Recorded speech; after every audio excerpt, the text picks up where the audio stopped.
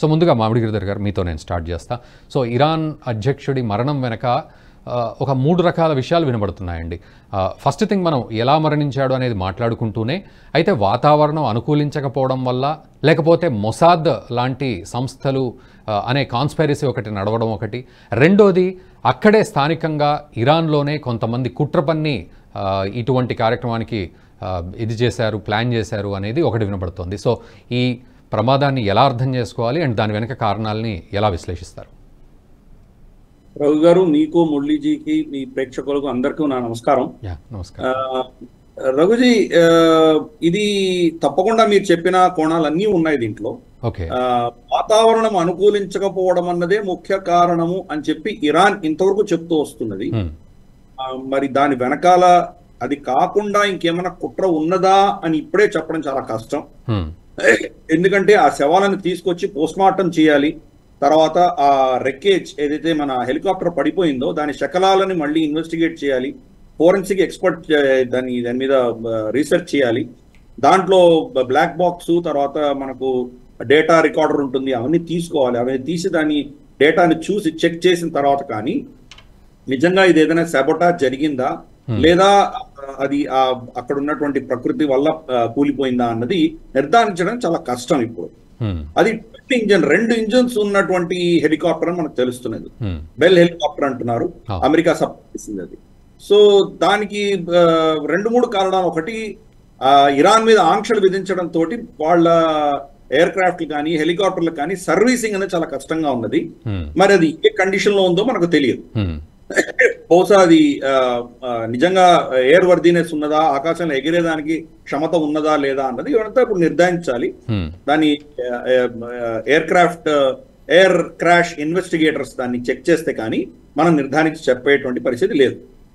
Iran కూడా రమారమి అదే కోణంలో వాళ్ళు చెప్తున్నారు. కుట్రలు అంటారా, కుట్రలకు తావు ఉన్నది, ఆస్కారం ఉన్నది. మీరు అన్నట్లు దానికి బహుశా ఇజ్రాయెల్ కానీ అమెరికా కానీ చేసి ఉండొచ్చు. అలాగే మనకు అంతర్గతమైన శత్రువులు ఇరాన్ లో చాలా మంది ఉన్నారు, వాళ్ళైనా చేసి ఉండవచ్చు. కాబట్టి దీన్ని ఏమీ రూల్ అవుట్ చేయలేము. ఫర్ ఇన్స్టెన్స్, రష్యా దానిలో ఒక స్టేట్మెంట్ ఇచ్చింది, ఇది ఒక మిసైల్ అటాక్ వల్ల ఇది కూలిపోయింది అని ఒక స్టేట్మెంట్ ఇచ్చారు. మరి అది మిసైల్ అటాక్ జరిగిందా లేదా ఎవరు చెప్పాలి? కంప్లీట్ దాన్ని మొత్తం క్రాష్ సైట్ ని ఇన్వెస్టిగేట్ చేసి, ఆ హెలికాప్టర్ ఇన్వెస్టిగేట్ చేసి నిజంగా మిసైల్ తగిలిందా లేదా అని ఫోరెన్సిక్ ఎక్స్పర్ట్స్ నిర్ధారించేంత వరకు మనం దాన్ని యాక్సెప్ట్ చేయలేము. అది రెండవది, హెలికాప్టర్లకు సంబంధించి ఒక వీక్నెస్ ఒకటి ఉన్నది. మనకు రేడియో తరంగాలతోటి, ఒక రేడియో ఫ్రీక్వెన్సీస్ తోటి వాటిని జామ్ చేసి కుప్పగూల్చేటువంటి టెక్నాలజీ ప్రపంచంలో ఉన్నది. ఇవి కొన్ని దేశాలు ఆల్రెడీ డెమాన్స్ట్రేట్ చేసినాయి, ఎస్పెషల్లీ చైనా.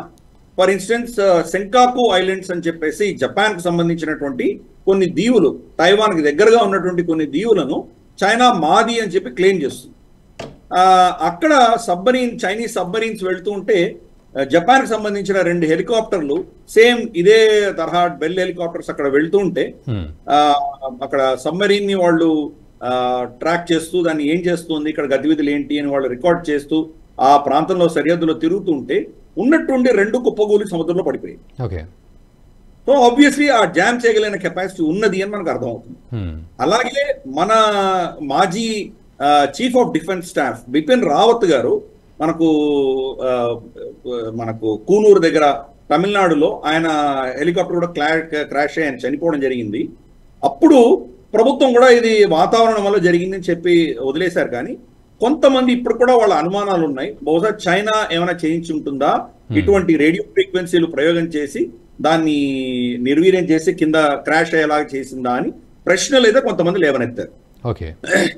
ఒకవేళ ఇన్వెస్టిగేషన్ లో అలా జరిగింది అని తెలిసినా భారత ప్రభుత్వం కూడా బయట చెప్పదు.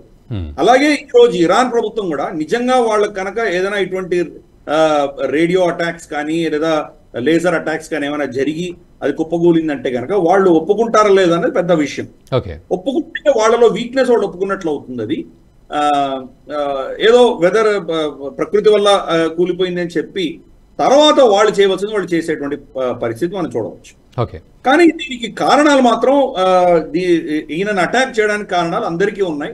ఇజ్రాయెల్ కి సరే తెలిసిందే, ఇజ్రాయెల్ మీద వీళ్ళు డైరెక్ట్ గా దాడి చేశారు.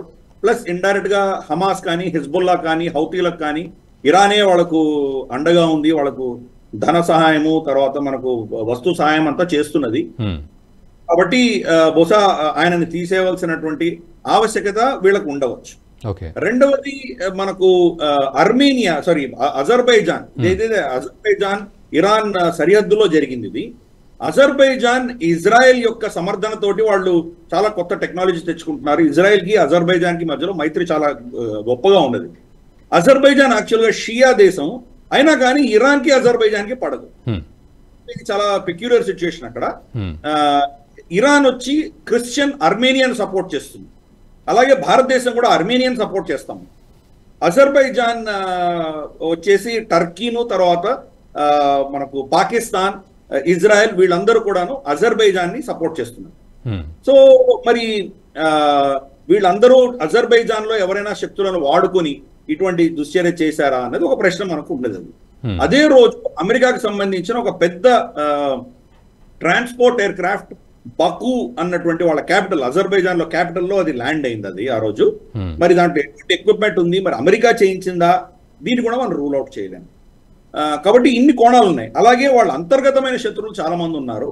ఇబ్రహీం రైసీని బుచ్చర్ ఆఫ్ తెహరాన్ అని పిలుస్తారు. అతను జడ్జిగా ఉన్నప్పుడు వేలాది మంది యువకులను ఉరికంబానికి ఎక్కించాడు అతను. వాళ్ళ వాళ్ళ షియా వాళ్ళ మతానికి సంబంధించినటువంటి విషయాలకు వ్యతిరేకంగా ఎవరు నిలబడినా వాళ్ళందరినీ చంపేసేటువంటి జడ్జిమెంట్స్ ఇచ్చాడు అతను. చిన్న చిన్న పిల్లలందరూ కూడాను వాళ్ళ భవిష్యత్తు తరానికి సంబంధించినటువంటి యువతనంతా కూడాను వేల మందిని చంపించాడు అతను. కాబట్టి వాళ్ళలో తప్పకుండా ఒక విధమైన వ్యతిరేకత ఉండిండొచ్చు. రెండవది రీసెంట్ గా రెండేళ్ల క్రితం మెహసా అమీనీ అని చెప్పేసి ఒక అమ్మాయి, చిన్న వయసు ఉన్నటువంటి 20 ఏళ్ల అమ్మాయి, ఆ అమ్మాయి హిజాబ్ లేకుండా తల మీద ఏం వేసుకోకుండా వెళ్తే ఆ మారల్ పోలీస్ ఆ అమ్మాయిని బాగా కొట్టడం తోటి ఆ దెబ్బలకు తట్టుకోలేక ఆ అమ్మాయి చనిపోయింది. అమ్మాయి చనిపోయిన తర్వాత విస్తృతంగా ఇరాన్ లో ఒక జ్వాలలు రేగాయి. దీనికి వ్యతిరేకంగా అందరూ జుట్లు కత్తిరించుకోవడం, ఆ హిజాబ్ తగలబెట్టడం, ఇటువంటి చాలా చేశారు. సో వాళ్ళ మీద చాలా కఠినంగా వ్యవహరించి రమారమి 1000 మంది పైబడి వీళ్ళని ఉరికంబానికి ఎక్కించారు. కాబట్టి వాళ్ళలో ఎవరైనా ఇది చేయించారా, దీన్ని కూడా మనం రూల్ అవుట్ చేయలేం. అలాగే దాంట్లో దక్షిణ ప్రాంతంలో సున్నీ మెజారిటీ కొంతమంది ఉన్నారు. దో అదంతా షియా అయినా కానీ కూడా దక్షిణ ప్రాంతంలో సున్నీ మెజారిటీ కొంతమంది ఉన్నారు. వాళ్ళకి వీళ్ళకి మధ్యలో కొంత గొడవలు జరిగింది. కాబట్టి దీన్ని రూల్ అవుట్ చేయలేం. అన్నిటికంటే లాస్ట్ సస్పెక్ట్ ఎవరు అంటే పాకిస్తాన్. మొన్ననే రీసెంట్ గానే ఇబ్రహీం రైసీ పాకిస్తాన్ కి వెళ్ళొచ్చారు. పాకిస్తాన్ ఇరాన్ ఒకరి మీద ఒకరు పరస్పరంగా బాంబు దాడులు చేసుకున్నారు. బాంబు దాడులు చేసుకున్న కొద్ది వారాల తర్వాతే మళ్ళీ ఏదో శాంతి చర్చలు చేసుకుంటూ ఈయన ఇబ్రహీం రైసీ పాకిస్తాన్ వెళ్ళడం జరిగింది. పాకిస్తాన్ లో కొన్ని విశ్వసనీయ వర్గాలు ఏం చెప్తున్నాయంటే వాళ్ళ న్యూక్లియర్ టెక్నాలజీకి సంబంధించి పాకిస్తాన్ సహాయం కోరినట్టు తెలుస్తుంది. మరి ఆ సందర్భంగా మరి పాకిస్తాన్ వాళ్ళ దగ్గర పైసలు తీసుకుని దాన్ని ఎగ్గొట్టడానికి ఏమైనా చేస్తున్నారా, లేదా ఇతర ఏమైనా వాళ్ళ కారణాలు ఉన్నాయా, అమెరికా వాళ్ళని చేయించిందా, ఇవన్నీ కూడా ప్రశ్నలు ఉన్నాయి. చేయదలుచుకుంటే పాకిస్తాన్ కూడా చేసేటువంటి క్షమత పాకిస్తాన్ కూడా ఉన్నది. కాబట్టి క్యాన్వస్ పెద్దగా ఉన్నది. ఈ రోజు చనిపోయారు ఆయన, ఇమ్మీడియట్ గా ఏదో ఒక నిర్ణయానికి వచ్చేవలసిన ఆవశ్యకత లేదు మనకు. కానీ ఇవన్నీ ఉన్నాయని తెలుసుకుంటే చాలు. మనం ఇప్పటి వరకు ఇరాన్ ప్రభుత్వం చెప్పినటువంటి వాదనను మనం తీసుకుందాము. అక్కడ ప్రకృతి వైపరీత్యం వల్ల ఆయన చనిపోయారని చెప్పారు కాబట్టి ప్రస్తుతానికి అలాగే తీసుకుందాము. ఇన్వెస్టిగేషన్ అయిన తర్వాత అప్పుడు నిర్ధారిద్దాం దీన్ని ఎవరు బాధ్యులు, ఎలా చనిపోయారు, ఏంటి అన్నది తర్వాత మాట. అప్పుడు దాన్ని ఈ వీడియో మీకు నచ్చినట్టయితే లైక్ చేయండి, 10 మందికి షేర్ చేయండి. అలాగే కామెంట్ల రూపంలో మీ అభిప్రాయాలను మాతో పంచుకోండి. Nationalist hub group of channels ను సబ్స్క్రైబ్ చేసుకుని తెలుగునాట జాతీయవాద జర్నలిజాన్ని ప్రోత్సహించండి. ఈ వీడియో కింద ఉన్న బెల్ ఐకాన్ పై క్లిక్ చేయడం మర్చిపోవద్దు.